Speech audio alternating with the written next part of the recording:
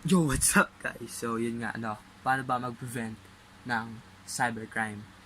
So, pwede mo unang gawin, palitan mo yung password mo from time to time. Yun.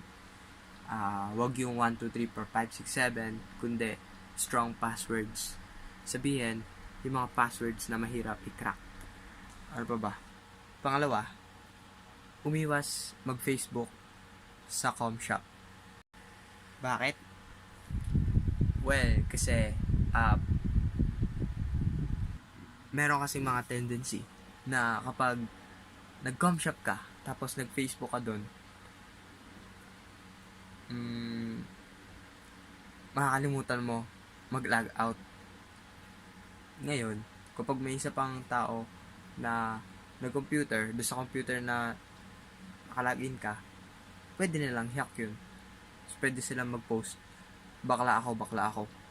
Pangatlo, siguro iwas sa away. Iyon. Ba't ba iwas sa bahay? Iwas sa away. Kasi, kapag umiwas ka sa away, mape-prevent yung cyberbullying, which is kasama sa cybercrime. At lastly, mag-aral ka ng taekwondo para self-defense kapag nakita mo yung nambubuli sa'yo online.